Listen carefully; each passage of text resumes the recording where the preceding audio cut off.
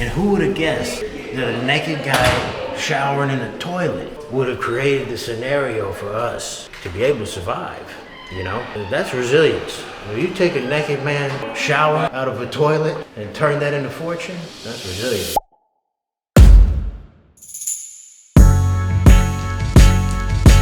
This is not that far from Jackson Road where we had just moved from, but for some reason our people, it just felt like it was far for them.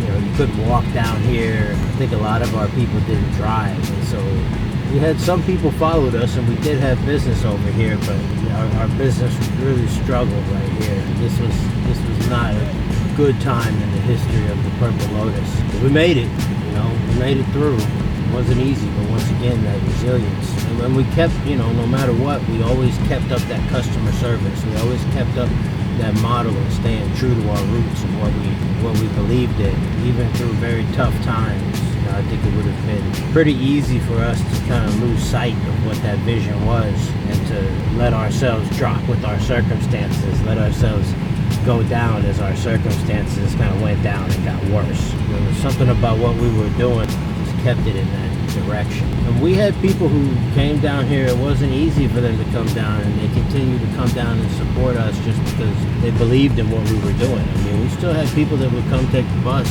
down here and then come over here to the store. I say store, but this is just an office building. It's hard to even call it a store. It's just an office building. You know, the guy that owns this, Mr. You know, when we really needed a spot, when we were getting kicked out of Jackson and didn't know what we were going to do, this is all that we could find. I mean, we searched high, searched low, hit the streets, and people didn't want to lease to cannabis companies at the time. Even him, you know, but I convinced him to by paying a higher rent than what people would normally pay, and I gave him 6 months up front. And so, you know, that day when I offered it to him, you know, I had the cash and couldn't turn down the cash, and said, okay, I'll take the 6 months of rent, and that's what got us in. We had to do some build out because it was just one open space, and so we built a wall.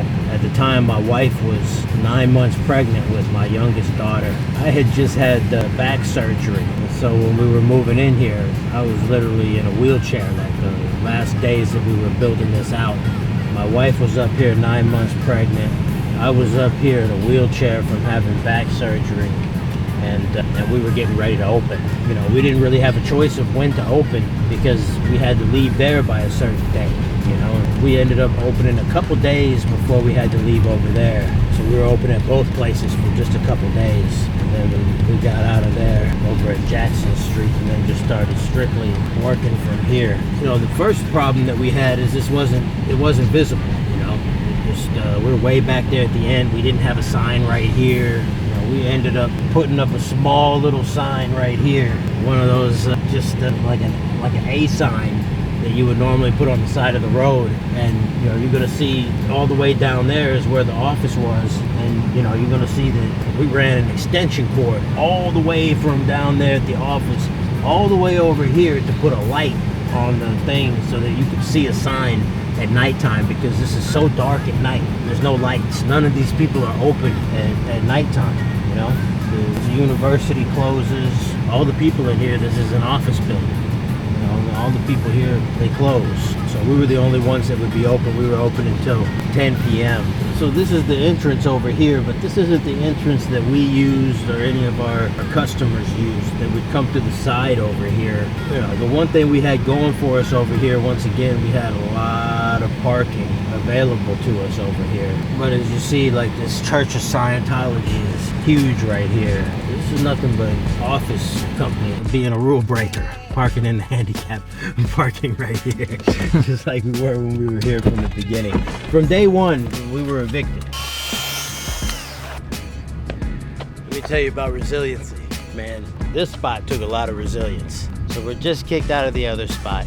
We barely find this spot right here. You know, this is an office building where it's not appropriate really for us to be at, but it's all we could find. So I gave the guy who owns the building 6 months worth of rent to let us in.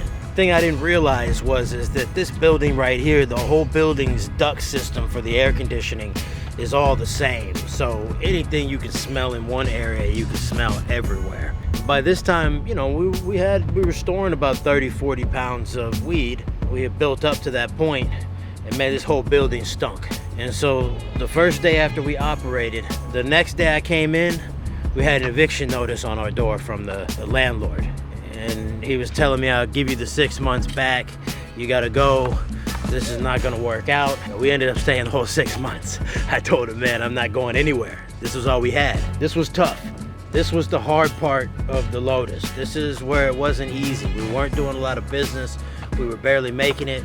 All our money had to be saved up to get moved to the next spot. We didn't even know where the next spot was. This was a fight down here. This was a fight. Let me show you how this wasn't easy. Let me show you what this looked like. This place right here, I mean, the one thing that was on our side is that there was a side door that went up directly to our shop. So the people that did come in, they didn't have to go through the whole building. And that's, you know, right here. So they could park up right in this area and they could walk up here and come in this door. I believe this may have been another one that was put up because of us. You know, pretty much everywhere we go, it ends up being a no smoking sign. You know, because these people, they like to end up smoking. They can't wait once they get their cannabis, they roll it up, and they get ready to smoke, you know. So, and we had that really loud weed. Whoa, they changed this. Man, this used to be the stairs that went up. They don't even have the stairs anymore. This completely changed. Yeah, this is a company now. Yeah, this is a company now. Yeah. So there used to be a stairwell that went up right here. You know, so this whole building smelled like weed. All these companies, they said, oh, it smells like weed, smells like weed, smells like weed. So what we did is we got this stuff called Ona, and this stuff is so horrible smelling. But it's what they use in grow houses when they, you know, when they gotta be real low key and they can't have anybody knowing that they're growing. And so we would put that stuff in the air vents. We would put that stuff all over in the building, big buckets of it. We would go around spraying. They had a spray form of it, so our security would spray inside the building. And it got so bad that the people said, you know what, stop doing that. We would rather smell the cannabis because this stuff would give you a headache. So let's go through this other door over here so I can show you guys the building over here. I want to tell you guys a story from over here about how I actually ended up staying here for 6 months. We might use this, we might not use it because it's a hilarious story, but it's a little bit of a trip of a story. I don't know if everybody would be ready for this story, but they might be. They might be ready for the story. It's true. So there's a community service place here. You know, they really didn't want us here because they work with kids. You know, nobody wanted us here. This wasn't a good place for us to be. It's just the only place we could be, and you know, we refused to fail. We refused to fail. So one guy owns this building right here. So we were up on the second floor. So one day I get a call from our security guard on the radio. And we've been here for about a month. I'm fighting with the landlord about whether we can stay here or not. And he tells me, he says, I need you to come down here. What's going on? He said, I need you to come down. And we came down. He said, come down to the men's restroom. So we come down to the men's restroom and he's standing here. He said, I don't know what to do. He's got the door open right here. So me and my brother Khan, we walk in there and there's an Asian man, a Chinese guy, standing on top of the toilet, butt naked, no clothes on, and he's showering in the toilet. He's standing up on the toilet, and he got a cup, he's showering himself out of the toilet, you know? So we start telling him, go, you know, this is on a Sunday. And so we tell him, man, you can't do that, you know, but he doesn't speak any English. And so he starts yelling at us, and man, we don't know what he's saying, you know? And in the middle of all this Mandarin, the guy who owns this building, his name is in the middle of all that Mandarin, he says, I'm brother. And I said, oh, you are.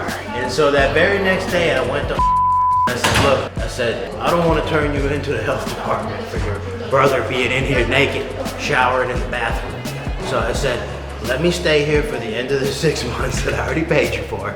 I won't go to the health department and we won't have any problems. He didn't say anything to me after that. So we stayed for the 6 months. And that gave me 6 months to find both White Road and another location that I didn't think were gonna work out. So we ended up taking all our money from here, getting together. We found a great spot over there on White Road. So we built that out, put all of our money in there, and then we ended up opening up over there. So, but this whole place right here smelled like that owner so bad, you would get a headache. And who would have guessed that a naked guy showering in the toilet would have created the scenario for us to be able to survive.